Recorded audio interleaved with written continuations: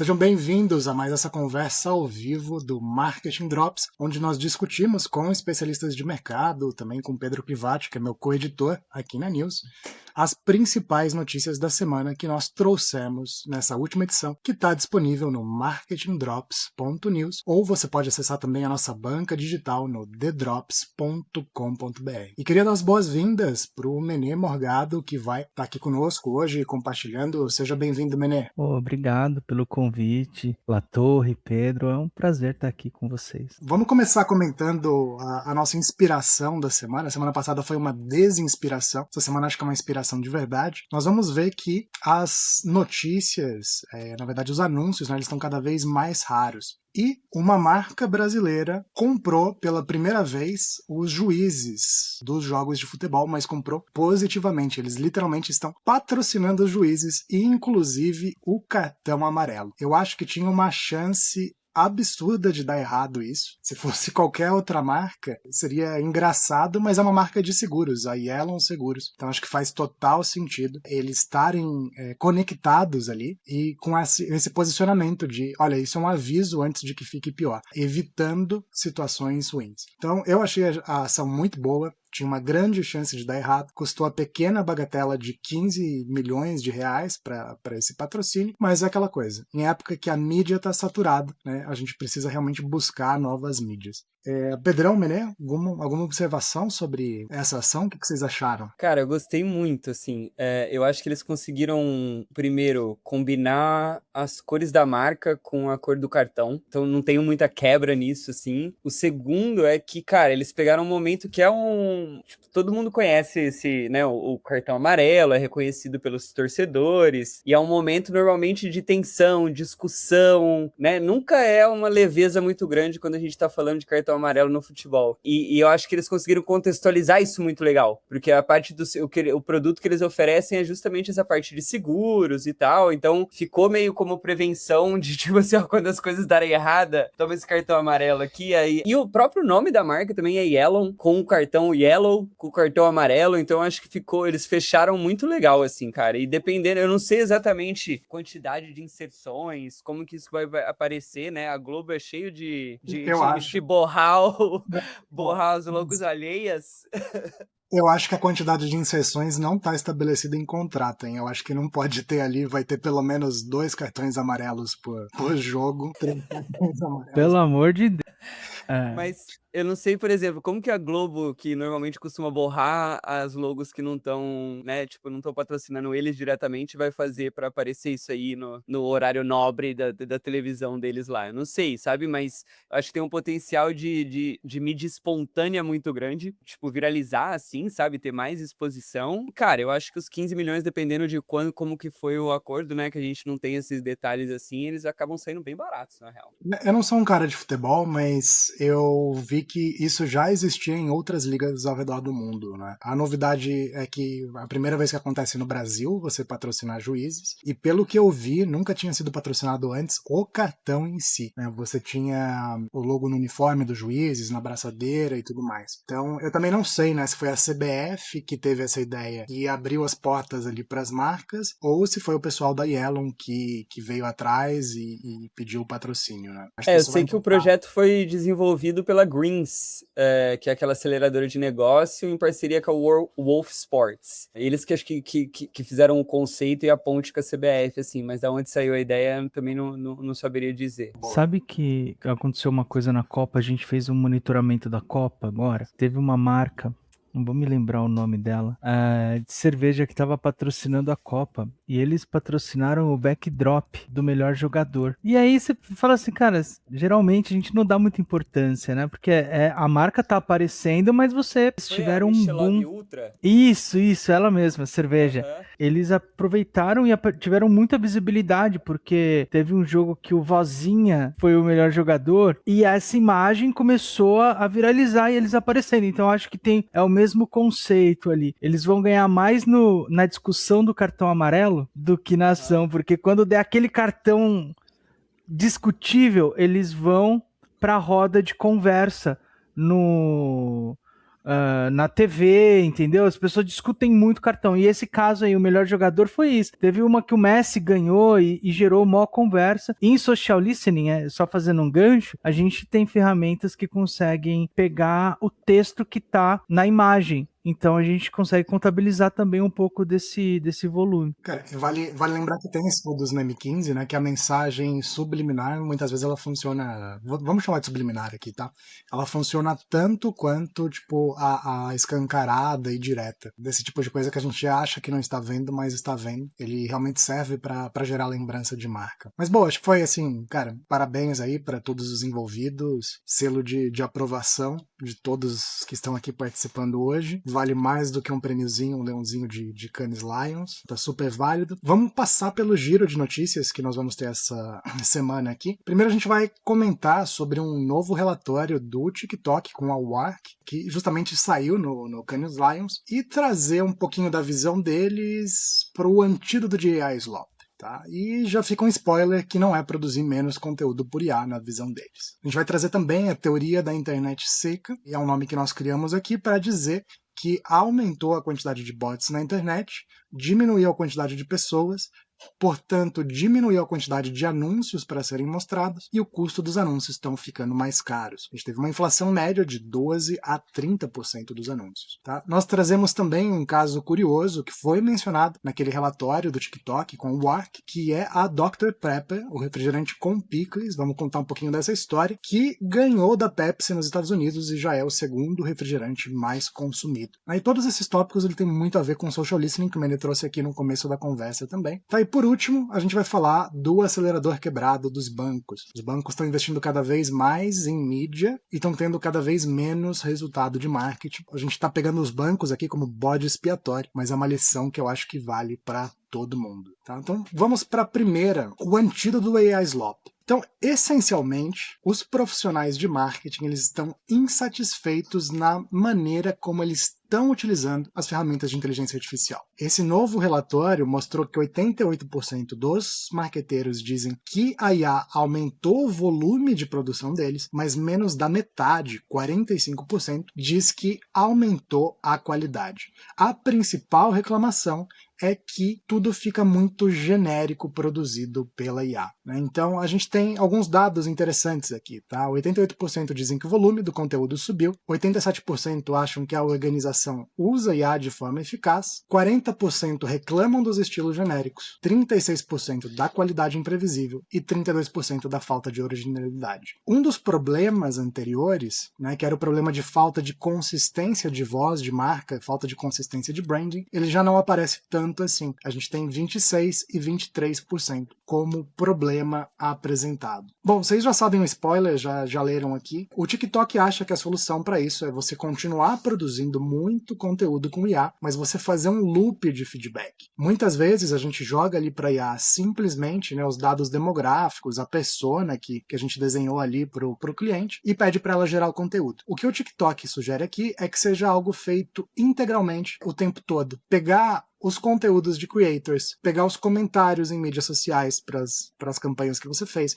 pegar tudo que está circulando do público, né, e sempre rodar isso de volta no briefing para que o conteúdo ele seja 100% ou 20% pelo menos personalizado ali. E curiosamente, né, nessa mesma semana, e graças a Deus, o LinkedIn lançou o botãozinho de isso parece AI Slop. A gente já tinha trazido por aqui que isso era um grande problema no LinkedIn, né? Dados exclusivos, inéditos, inclusive, aqui do Brasil, que a percepção de qualidade estava caindo. E eu acho que foi a primeira rede social que criou exclusivamente esse botão. Vocês concordam com essa visão do... Primeiro, acho que todo mundo concorda, né? Essa questão do uso da IA e queda de qualidade e aumento de volume. Mas vocês concordam também com a solução do TikTok? Já experimentaram fazer algo nesse sentido? Ou já viram algo bem feito nesse sentido por aí? Cara, até antes de comentar sobre isso, só comentando sobre no final do dia tem muita gente usando o mesmo cérebro. Isso começou a viralizar, tem quase 1 milhão de views no X, mas 2 candidatos dos Estados Unidos aparentemente usaram o mesmo prompt para criar. Não poderia ser melhor exemplificado. e tá rodando a cidade inteira, é uma cidade pequena, então viralizou bem, assim. Eu acho que começando por aí, né? O output é muito parecido. Se tipo, todo mundo estiver usando o mesmo prompt, as mesmas referências, o mesmo modelo, então a chance do resultado final ser o mesmo é muito grande. Agora, a ideia-chave, acho que o ponto final que você trouxe ali, que eu tendo a concordar por experiência própria, e que a gente já abordou bastante no AI Drop, é justamente fechar esse feedback loop. Você reintroduzir aquilo de volta, alimentando a sua IA com os pontos positivos e negativos do último output dela. Eu vejo muita gente usando AI, tipo assim, saindo do zero, sem customizar muito, sem dar muita informação, sem trazer contexto, sem fechar o loop de feedback, esperando que ela aprenda alguma coisa, né, que ela evolua por conta própria, sem saber o que ela fez certo ou errado. E um game changer pra gente aqui dentro do Drops foi justamente quando a gente começou a reabastecer a AI com esse feedback. Então, tô brainstormando ângulos de uma matéria com a nossa AI para decidir o que a gente vai abordar ali na news, né? Se eu não contar para ela qual foi o ângulo que eu escolhi, ela não vai entender o porquê daquilo ali. E na próxima vai continuar sugerindo coisas que talvez sejam fora de contexto. Então, hoje em dia, tipo, depois da edição ser enviada, a gente retroalimenta a AI de tipo assim, ó, olha o resultado final de tudo que a gente fez. E depois, se tiver, né, disponibilidade e tempo, ainda dá os comentários em cima daquilo. Mas só de retroalimentar com a versão final que foi publicada, ela já entende o que foi a preferência e começa a cruzar ali. Eu acho que isso é chave para o negócio evoluir, assim, não tem muito, senão, de novo, volta ao exemplo que a gente mostrou dos outputs serem muito parecidos, né? E acho que a gente trouxe o exemplo do LinkedIn, que terceirizou a culpa, né, do qualquer pessoa pode marcar como seems like a AI slop, mas acho que o Snap essa semana também tirou conteúdo tirado por AI do Spotlight, ou seja, o algoritmo não vai impulsionar se identificar que é inteligência artificial. O Reddit também está considerando diz que fez um The Purge de bots de AI lá dentro, que ninguém consegue mensurar se é verdade ou não, ou quantos dos bots diminuíram, mas dizem eles que fizeram. E eu acho que o Instagram começou de forma automática a adicionar o label de AI generated, inclusive na legenda, assim, se você usa a legenda, ele oferece ali, mas ele coloca o label que é AI generated. E foi engraçado que a minha esposa publicou uma foto com isso e usou AI pra legenda, só que daí sai no resultado final que esse post foi gerado por AI. A foto não tinha, mas a primeira coisa que quem tá vendo olha e fala assim, mas o que ela alterou aqui, né? Tipo assim, dá a entender que é a foto que é a alteração, né? Não a legenda. Algumas edições atrás a gente falou especificamente, né, sobre o uso de IA e como as marcas estavam lidando com isso. E teve aquele caso que foi polêmico, né, da foto do Thales Gomes com o Zuckerberg também. Apareceu o label de AI e aí ele simplesmente falou, não, pô, só joguei ele no ChatGPT e pedi pra ele melhorar, né? Que pode ter acontecido, mas não dá pra saber.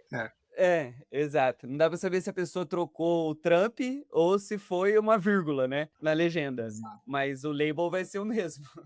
Inclusive, está começando a ter legislação na Europa, né, para regulamentar esse label de AI, assim. Vamos ver se pega. Já tentaram fazer com Photoshop, com várias coisas, e nunca pegou direito, né? Mas eu acho que o ponto é esse, né? Se você simplesmente Tem usa até IA. eu só ia comentar que esse negócio de identificação de AI, a galera rodou a Declaração da Independência Americana, escrita em 1800 e não sei quanto, Sim, num vários detector de livros, AI e deu tipo né? 95% gerado por AI, sabe? Ou a gente tá viajando no tempo aqui, ou o detector não é tão fidedigno assim também. Mas esse AI Slop já tinha o não, do LinkedIn tinha o não oficial, que era um plugin. Quem me passou foi o Gustavo Esteves, da Métrica Boss, acho que foi o sócio dele que criou, que era uma descarga, cara. Era genial, assim. Você via um post, você tinha um botão de descarga no LinkedIn, aí ele fazia o barulhinho da descarga, o post só ia rodando, assim, e você nunca mais vê o post daquela pessoa na sua timeline. O melhor plugin do LinkedIn possível. Mas fechado, acho que faz sentido esse feedback loop. O TikTok fala que só 17% dos profissionais fazem isso por enquanto, né? E a tendência é que todo mundo faça, para que não seja todo mundo produzindo a mesma coisa. Tem um ponto que é legal que a gente tá falando, essa parte de você retroalimentar o teu prompt pro IA, né? Não é novo, né? A gente faz isso em listening, social listening é justamente isso. Quando você posta alguma coisa, a sua expectativa é que as pessoas comentem e você não se atentar aos comentários, quer dizer que você tá postando meio que por postar. né, no caso de uma marca. E isso se aplica agora também. Tipo, é como uma troca mesmo. Olha só, o tipo, Pedro falou uma coisa legal. Olha o resultado do que a gente produziu, sabe? Eu sou meio brother das minhas LLMs. Ó, a gente fez isso aqui, ou isso aqui funcionou. Pô, olha isso. Então, essa troca vai ajudando e depois você sempre vai conseguindo melhorar para que cada vez vá tendo seus inputs e você vai aprendendo a trocar também. Eu acho que parte desses números que você trouxe aqui, principalmente lá no final, assim, os 26% do tom de marca ou inconsistência, são as pessoas aprendendo a usar isso. As pessoas vão aprendendo e isso vai melhorando mesmo. Boa. Teve um caso, né, que tava nesse relatório do TikTok, que eu precisei investigar mais, assim, que foi o caso da Dr. Pepper. Foi a primeira vez em acho que 100 anos que essa notícia em si ela já é um pouco velha, tá? Assim, ela é de 2025, 2024 mais ou menos, que eles superaram. Mas saiu nesse relatório do TikTok e o TikTok atribuiu tudo à social media. Então eles falaram basicamente, ó, Dr. Pepper é um dos principais exemplos disso que a gente falou aqui, que você precisa fechar o feedback loop e criar as campanhas a partir do que as pessoas falaram, e aí eu fui investigar. Eu falei, será que foi só isso mesmo? Né? Será que foi realmente você fazer o social listening que fez a marca ficar em segundo lugar? A resposta, o spoiler, é que não. Tem muito mais coisa envolvida nisso, mas de fato o CMO da marca tem essa teoria que ele chama de Build from Social, né, onde você pega tudo a partir dali. Vê se você consegue abrir aí, Pedrão, pra gente mostrar pro pessoal. O melhor exemplo é esse aqui. Teve um usuário, cara, um creator, que nem sei se é um creator, é alguém do TikTok. Sabe quando você tá cantando uma música bem nada a ver, assim, você tá meio viajando e tagarelando alguma coisa? Ele tagarelou uma música pra Dr. Pepper. Bombou, teve 42 milhões de views essa música, e 3 dias depois os caras tinham transformado num comercial, no principal evento esportivo que eles já patrocinam há mais de 14 anos. Nesse caso, realmente, é você escutar, você fazer esse feedback loop, você pegar o que está acontecendo nas mídias sociais e você trazer aqui para a visão final. Ficou muito bom, realmente, o jingle pega na cabeça, veio dos usuários, né? Eles com certeza sentiram essa conexão e eu achei muito bom. Mas teve um outro caso também, que eles não fizeram isso. Aí em 2024, a Dr. Pepper viralizou de novo com uma outra usuária de TikTok colocando picles dentro do refrigerante. Sabe quando a gente corta limão, gelo e limão na Coca-Cola? Aconteceu uma moda nos Estados Unidos de colocar picles. Eu não achei a música, mas... olha lá os picles. Então, você coloca o picles ali e tal, milhões de Embrulhou o views. estômago. É bizarro, né? Mas eu tomaria. Eu tomaria, assim. Eu gosto de experimentar coisas estranhas. A marca não aproveitou. Quem aproveitou foi a lanchonete, né? Uma rede dos Estados Unidos, que chama Sonic, que é meio conhecida por bebidas estranhas assim. Eles transformaram em algo oficial, mas a marca escolheu não aproveitar. Não sei porquê. Não sei se vocês têm um palpite, talvez por ser nojento mesmo. Pra muita gente, eles Então, escolheram utilizar. eu tava lendo também, me aprofundando, que essa matéria me deu muita curiosidade, cara, porque eu já experimentei esse Dr. Pepper e eu acho muito ruim. E eu odeio picles também. Então, tipo, juntou duas coisas muito ruins em um negócio só. E isso se tornou o segundo refri mais vendido dos Estados Unidos. Eu fiquei muito de cara, assim. Aí eu fui dar uma mergulhada e descobri uma história que é interessante. Tipo assim, primeiro que é a primeira vez que isso acontece de, tipo, a Pepsi perder o segundo lugar desde 1985. E daí eles contando que essa mudança começou num consultório de dentista em Utah. Daí por volta de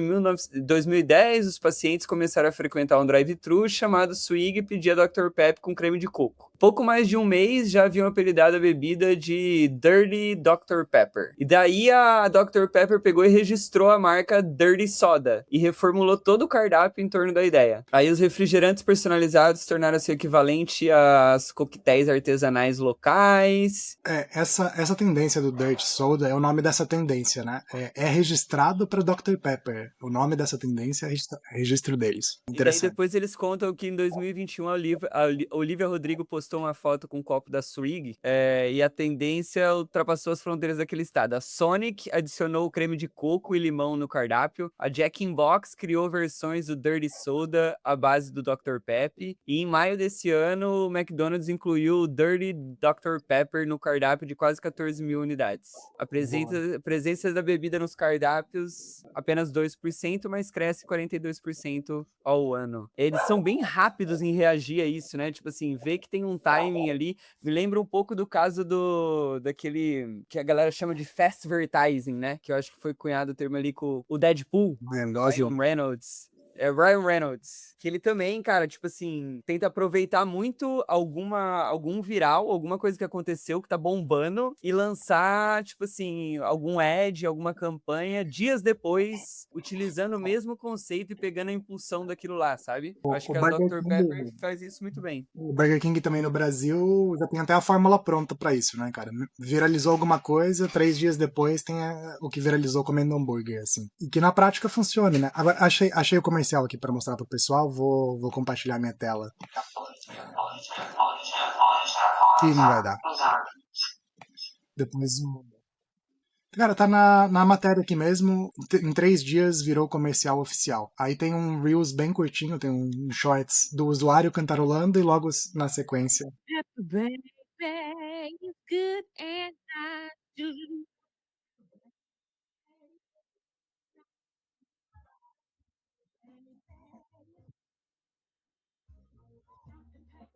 Cara, basicamente isso. Foi formação bobinha, simples assim. Pegaram a musiquinha do cara, profissionalizaram e transformaram no jingle oficial da marca. Eu gostei do jingle. Mais do que da bebida e do pickle. Agora, antes da gente entrar no verdadeiro motivo de por que eles cresceram, que não foi simplesmente ficar reagindo rápido, quer trazer algumas experiências suas, Menê, com social listening, marcas que com pickles. É isso que eu ia falar, assim, eu acho que pô, o BK, ele reage rápido, ele já tem método pra isso, a IA ajuda, e é isso, assim, eles escutaram, identificaram e agiram rápido, como a gente já viu outras tantas marcas fazendo. E eu lembrei de uma história, eu acho que era a Corona, viralizou, as pessoas começaram a tomar a Corona com limão. As lideranças chegaram e falaram, vocês estão fazendo errado, vocês estão tomando errado. E aí falaram, não, é o consumo, né, isso acontece. No final do dia, assim, o consumidor que manda, né? O consumidor bota batata no sorvete e é isso. Então, essa tendência do Diet Soda todo mundo fazia quando criança, pô. Quem nunca foi numa festa de criança e misturou Guaraná com Coca, com Sprite, tudo num copo só. Agora tem uma nova também da Corona, Menê, que eles estão misturando, tá virando moda de misturar a Corona com a Aperol. É a Aperona. E também, tipo assim, é o Dirt Beer. É o Dirt Beer. Eu admito que experimentei e não fui muito fã, não. Mas teve várias outras que fizeram. Tipo assim, acho que se não me engano, a Heineken lançou uma também, que é numa pegada meio soft drink, assim, que tem álcool, mas é um gostinho de champanhe terrível também, mas sucesso. Assim, né, opinião minha. Isso é sucesso total em cervejas e restaurantes veganos, né? Suco de alecrim com mel. Cara, não, eu só quero um suco de laranja, não. Capim santo com tal. Na cerveja você tem a mitilada, né, mexicana, que é bem famosa, com limão e pimenta, né? Então, acho que as marcas vão inventando e absorvendo. Agora, voltando pro segredo, né, do Mr. M, assim, por que de fato cresceu tanto a Dr. Pepper? E o segredo, infelizmente, é dinheiro, como sempre. Talvez não no caso dos bancos, que a gente vai ver, mas eles tiveram uma fusão, receberam uma grande injeção, e aí enquanto Coca e Pepsi cortaram de 40% a 54% da verba de TV, eles mantiveram a mesma verba que eles tinham, não cortaram nada. Então não tem segredo, mais share of voice, mais venda tem que aparecer mais que o concorrente. Fora isso, distribuição, né? Então o fantasma do Byron Sharp sempre nos segue.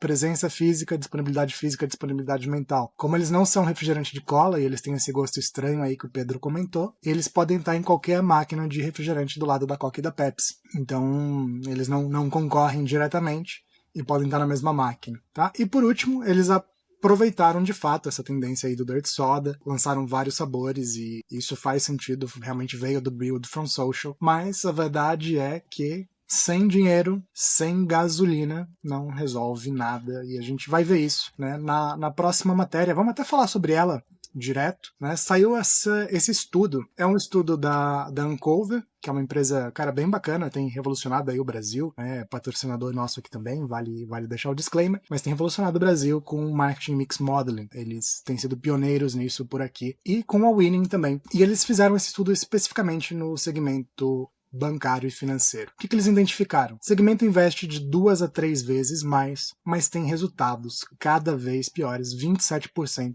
abaixo da média. Isso tanto no volume, tá, de produção de conteúdo orgânico que a gente está falando, quanto também no volume de investimento. Então, só na parte de conteúdo produzido, volume de vídeos aumentou 22%, volume de creators aumentou 32%, os views por vídeo subiram de 13 para 25 milhões, o engajamento por vídeo só cresceu 3%, e a taxa de engajamento caiu 38%. Então, apesar de você aumentar muito o volume de produção, a taxa de engajamento caiu, que é um pouco do que a gente está falando. Sem fechar esse feedback loop, né, se você simplesmente vai produzindo conteúdo cada vez mais, vai investindo mais, sem você voltar e ver o que está de fato funcionando, você vai estar jogando dinheiro fora. Né? E como eles tentaram resolver? Tentam resolver com um anúncio de performance, né? Clica aqui e converte. Então eles diminuíram 30% o investimento em awareness e 50% o investimento em consideração. Enquanto, né, o baseline ali do segmento, ou seja, o que é o baseline? É tipo, quanto que o volume de novos clientes depende essencialmente da marca. De quantas pessoas lembram e conhecem a marca, vem 40% disso. Para nós, acho que fica realmente um bode expiatório, assim. Aproveita que os bancos têm dinheiro bastante para gastar, mas eles fizeram essa aposta de focar tudo em conversão, focar tudo em volume, esquecer de marca, e não tá dando tão certo assim. Não acho que eles estão preocupados também, mas fica essa visão para nós. Eu acho que eles estão preocupados sim. Só talvez ainda não estão sabendo como manejar. A gente passou por isso muito em conteúdo. Lembra que a gente começou a produzir conteúdo e cada vez os times foram se especializando mais em SEO. E de repente os textos foram ficando chatos. Quem fazia mal feito, né? Tipo, não se preocupava com a sua experiência de consumo desse conteúdo. Só se preocupava em ele aparecer para você. E aí o que a gente teve? Muito clique, então o mercado começou a se organizar em torno desse número de cliques, como se o clique fosse o principal. E quando as pessoas começaram a parar de clicar, todo mundo também ficou sem saber o que fazer. Então, acho que mídia passa por esse mesmo caminho, assim, mídia performance, né? Esse exemplo do SEO é legal. Eu lembro de uma empresa, ela já fechou, não lembro o nome dela, mas era uma empresa bem agressiva de SEO, que os caras, eles batiam na porta mesmo, assim, com um vendedor físico das lojas, falava, a gente tá abordando essas 10 empresas para fechar com uma, eram seus 10 concorrentes, e eles de fato faziam você ranquear no Google. Só que o site ficava tão ruim que você não conseguia comprar e nem pedir pelo site, sabe? E tinha uma carinha específica, assim, dos sites que eles faziam. Era uma loucura, cara. Foi um delírio coletivo, assim. Um monte de empresa comprava para ficar em primeiro lugar do Google e você não conseguia nem fazer o pedido, ou tinha produto errado também, cidade errada. Foi um delírio coletivo geral, assim, que de certa forma a gente tá vivendo ainda, né? Com cliques, com performance, com tráfego. Agora fica cada vez mais claro que o tráfego, ele não é tão importante assim, que vale o resultado final. Não sei se você quer comentar alguma coisa, Pedro?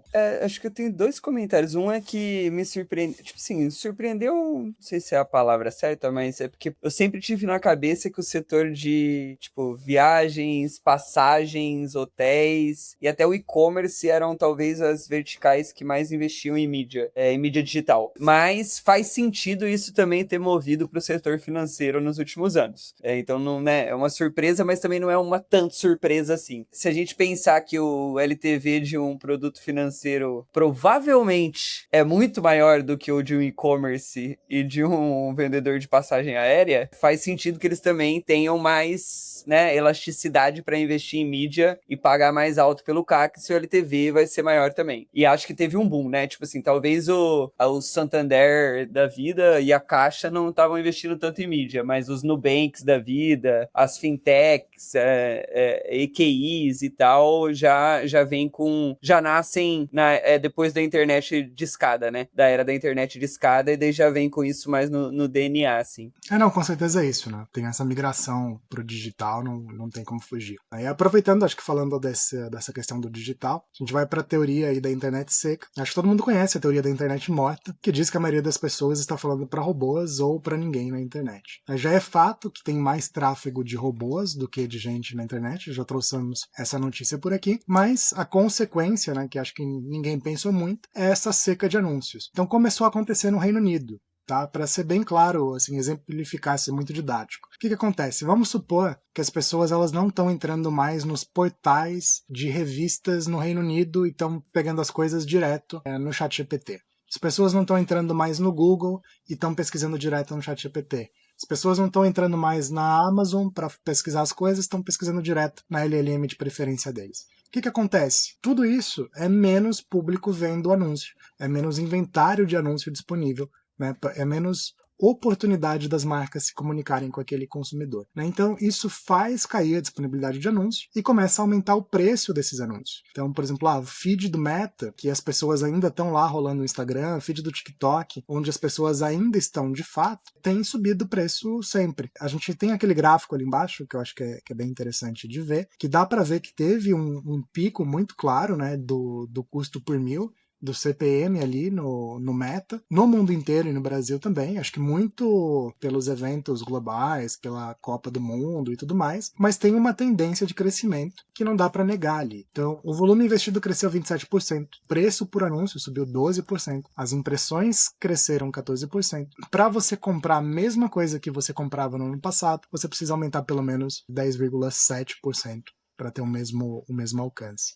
Então é um efeito que eu acho que todo mundo sabe, né, que a mídia vai ficando cada vez mais cara. Mídias especializadas, então, como é o caso das revistas, né, tem revistas e publicações no geral. Tem um estudo que a gente já trouxe aqui, do Profitability 2, que mostra que esse tipo de publicação é o que tem a maior taxa de retorno. Então é natural que ele vai ficando cada vez mais caro. É a inflação permanente de mídia que a gente vive, assim. Aumento de volume, como a gente viu lá no começo, queda de resultado, e as pessoas fazendo cada vez mais do mesmo, né? É um ciclo meio vicioso, assim, não sei se tem uma saída para ele ainda. E mídia tem toda essa questão de otimização e você criar agentes que produzem o seu criativo, copy, muito mais anúncios sendo feitos, porque agora ficou fácil fazer anúncio. Então, se o teste AB é um teste ABCD, as pessoas têm testado mais e aí vai perdendo a diferenciação. O que o seu anúncio tem de diferente, ou pensar numa campanha, pensar, sei lá, num final, para que ele se torne relevante. Já é muito difícil alguém ver, né? Alguém parar e prestar atenção. E quando a pessoa parar e prestar atenção, ela encontrar alguma coisa que realmente valha a pena, né? E não só um anúncio pelo anúncio. Tá no mudo, Pedro. Fui censurado aqui só porque eu tava fazendo uma auto-promotion. O meu comentário ia ser justamente, gente, varia, né? Tipo assim, variem os canais que você faz um anúncio, o CPM vai continuar ficando mais caro, mas newsletter é uma ótima opção de investimento, com uma atenção dedicada do usuário final. Mas brincadeiras à parte, cara, pra mim, nenhuma notícia surpreendente nisso, né? Sempre ficou mais caro, vai continuar ficando mais caro. Não vejo nenhum cenário onde CPM abaixa, alcance aumenta e não sei o que lá. Acho que você tem outras manivelas para tentar ajustar ali, de melhorar a conversão, melhorar a LTV, ampliar canal e etc. Mas vai ficar mais caro, cada vez mais caro para todo mundo, assim. O que eu disputo um pouco, que eu acho que talvez ainda a gente tá nesse período de transição e aprendizado e tal, mas que ainda não se provou tão catastrófico quanto os anunciadores apocalípticos falavam antes, é que busca vai acabar. Cara, busca continuou crescendo, por exemplo, né? Tipo assim, o Google tá ainda imprimindo grana sem parar. Eu acho que do ano passado para esse, trimestralmente falando, cresceu 1,3. Não, nos últimos 2 anos cresceu 1,3. E conversão de consulta em AI, ao invés de mecanismo de busca, converte 2,2 vezes mais do que as buscas online. Então, acho que assim, ao mesmo passo que tipo, CPM de Meta Ads sobe, AI diminui o tráfego orgânico, cara, vão surgindo alguns outros canais e outras possibilidades de investimento e de estratégia de aquisição que meio que eu vejo com bons olhos, assim, sabe? A sua caixinha de ferramenta ampliou, apesar de cada uma das ferramentas terem ficado, às vezes, mais difíceis ou mais caras, né? A resposta, no fundo, é comunidades, né? É você comprar mídia que tem autoridade já perante uma comunidade, por isso que as revistas, por exemplo, o equivalente moderno, são as newsletters, é que davam a melhor taxa de retorno. Cara, você tem ali aquele público que já consome e confia na autoridade, diferente de um outdoor, né? Sei lá, por exemplo, de um anúncio na TV. Inclusive, eu vou aumentar o seu jabá e começar o giro de notícias. A gente teve uma notícia essa semana que a revista Time foi a primeira que começou a servir anúncios feitos para agentes de IA. Há um ano atrás a gente trouxe um estudo acadêmico já sobre como os agentes de IA eles leem a publicidade. Então isso não é um tema novo. E basicamente o que esse estudo acadêmico mostrou, a gente já trouxe ele há um tempo atrás, é o seguinte: os agentes de IA eles leem a publicidade, só que eles leem o que tem de informação prática para ser consumida. Eles não ligam tanto para a parte emocional, que nem os humanos. Então, se eles leem um anúncio que diz que tem uma promoção de Dia dos Pais, eles vão olhar e eles vão dar preferência para aquilo porque tem uma promoção de Dia dos Pais ali. Se eles veem um anúncio que fala que a marca, tipo, é melhor qualidade do que a outra, eles vão prestar atenção naquilo também. Então é interessante, porque basicamente quando eles falam que eles estão fazendo esses anúncios focados para IA, o que que é? É uma ferramenta que eles usam e colocam mais informação no anúncio, que não é simplesmente o banner, mas que tem um FAQ sobre a marca e tem outras coisas. Então, a revista Time diz que foi a primeira, mas a gente já faz isso aqui na Drops há algum tempo. Todos os anúncios que a gente tem, todas as inserções de patrocinadores, elas já vêm com conteúdo escrito com o CTA, com outras coisas que são lidos pelos agentes. Não sei se fomos os primeiros, mas já tinha mais pessoas que faziam isso, com certeza. Mas é uma notícia curiosa aí para nossa semana. E é uma realidade, né, que a gente tem que considerar que os agentes de IA fazem uma pré-seleção para os consumidores. Não tem como negar isso. Eu acho que não é só anúncio, não. Tipo, acho que a gente viu algumas marcas que estavam fazendo, tipo, versões de sites diferentes, uma para o consumidor humano, uma para a inteligência artificial, em formatação .md ali, para facilitar a leitura, para tentar também, né, que os crawlers de AI indexem aquele conteúdo de GEO, ou qualquer que seja a nomenclatura usada, né, que tem um monte de nome ainda,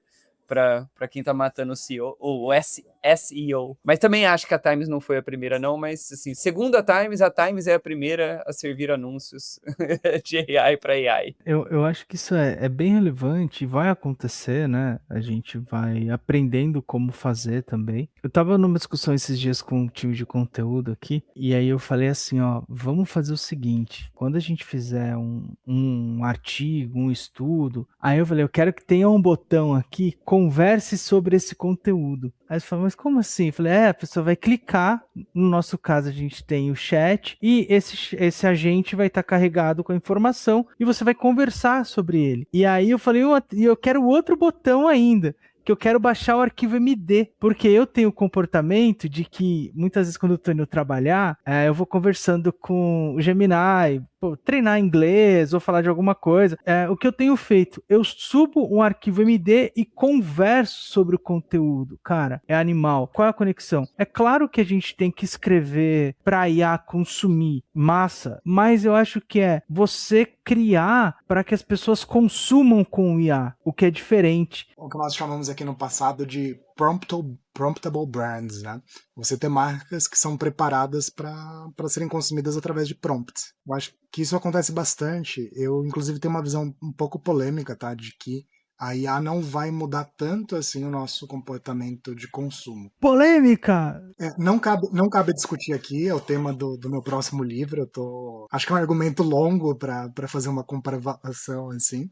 Mas o ponto, né, é que as pessoas usam IA. E eu tenho lido muito o que esses caras escrevem, os caras, os tech bros, assim, né, que estão no cerne da IA. E você vai ver o site desses caras, não existe mais interface, assim. É tudo conteúdo cru, praticamente jogado, tipo branco e preto, porque obviamente é feito para ser consumido através de LLMs.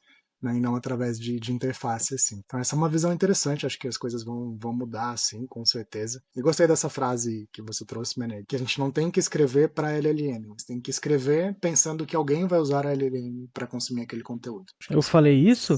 Você falou Pô, isso. isso é legal. Bom, boa frase essa. Mas, voltando lá para o começo do nosso papo, né, sobre o short feedback looping, vamos ver o que a gente aprende com isso, né? Então, vamos fazer, só vamos tentar errar barato, sempre que possível. Eu vou fechar então com o nosso giro rápido aí de notícias da semana. Aí, se vocês quiserem fazer um último comentário em cima de alguma dessas notícias, também avisa, mas eu vou passar por todas elas.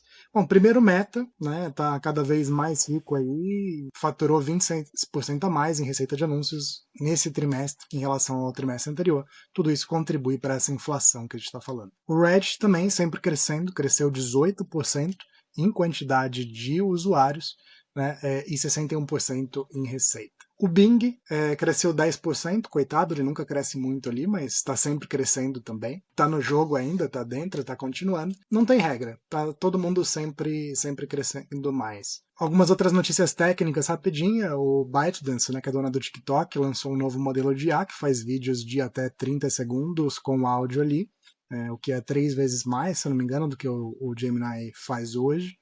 Tá, então, vídeos por IA cada vez mais fáceis de fazer. Na contramão, o YouTube lançou um tipo de anúncio só em áudio, para quem só está escutando música ali. Aí você não tem um vídeo para mostrar, mas você tem um anúncio de áudio, ele botou isso dentro do inventário dele. E o Spotify também lançou uma nova métrica de campanha, para você ver quanto que o Discovery Mode impacta o consumo ali do seu podcast, ou se você também é músico, né, e tem algum conteúdo ali no Spotify. E o Google Analytics também começou um novo diagnóstico que aponta pequenos probleminhas de URL nas campanhas. Então, mais automatização aí pra gente.